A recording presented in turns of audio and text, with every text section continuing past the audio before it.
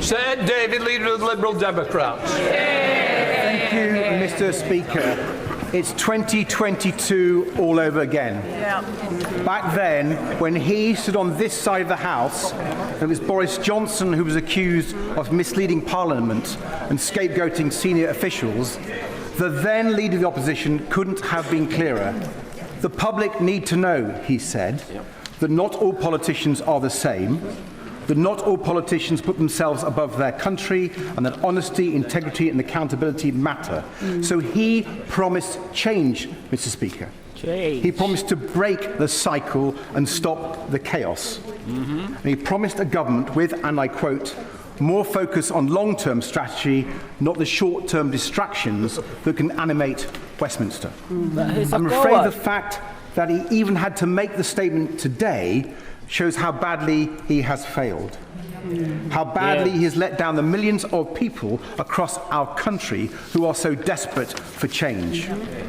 He blames his officials. He says he had no idea. He gives every impression of a Prime Minister in office, but not in power. The facts remain, even on his own account. The Prime Minister appointed Peter Mandelson as Ambassador to the United States even after he had been warned about his relationship with Jeffrey Epstein.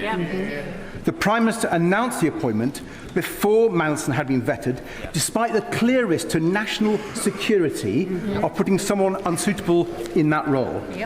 And one of his top officials, just 3 weeks into the job, clearly believed the Prime Minister wanted Mandelson to be appointed regardless of what the vetting process turned up.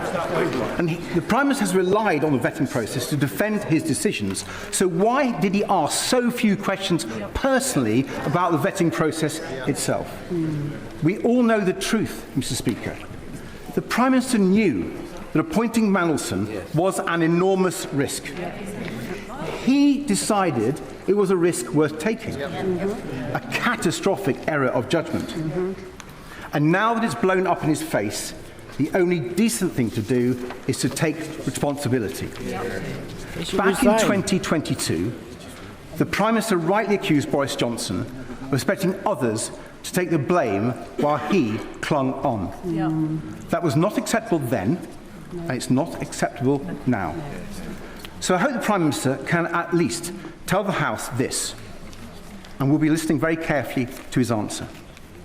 Was he given advice by Simon Case, the then Cabinet Secretary, that the necessary security clearances should be acquired before he confirmed his choice for US Ambassador? And did he follow that advice? Yes or no?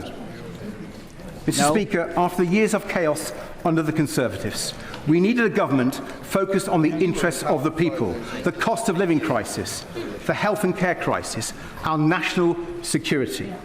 We needed a government of honesty, integrity and accountability.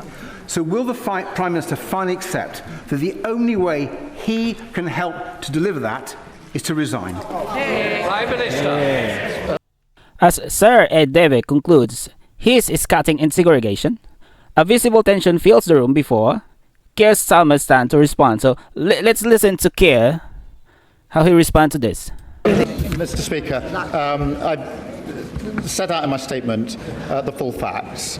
And in September, when the Bloomberg emails came to light, I asked the Cabinet to review the process, then Cabinet Secretary to review the process. He told me the process was as it should have been. And as soon as the information about security vetting came to light last Tuesday, I asked for the facts to be established so I could update Parliament. He asks me about the announcement before developed vetting. He's heard the evidence that I've given to the House from the former Cabinet Secretary and from the former Permanent Secretary. In relation to the advice from Simon Case, Mr. Speaker, when I asked the former Cabinet Secretary to review the process after September 25, he specifically addressed whether the process had been followed by referencing the Simon Case letter and assured me that the process was the right process to have followed. So in answer to his question, that was specifically looked at by Sir Chris Wormold in the review that was conducted in September of last year. The spectacle we are witnessing in Parliament is nothing short of a national embarrassment. Keir Starmer once campaigned on a platform of honesty, integrity, and accountability. Yet his handling of Peter Mandelson vetting revelations prove he is a leader who is both weak and fundamentally untrustworthy.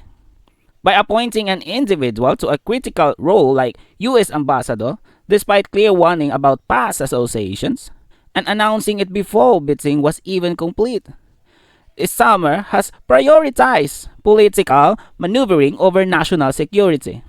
When the pressure mounts, he resorts to the same tired tactics of scapegoating officials and claiming ignorance, acting as Prime Minister who is in office but not in power. To restore the integrity of his office and end this cycle of chaos, I think Keir Starmer must accept responsibility for this catastrophic error of judgment, and perhaps he must resign immediately. No, what are your thoughts about this issue? Because it's getting heater every day. So I want to know your opinion on this. Don't forget to like and subscribe this video. I'm out. Peace.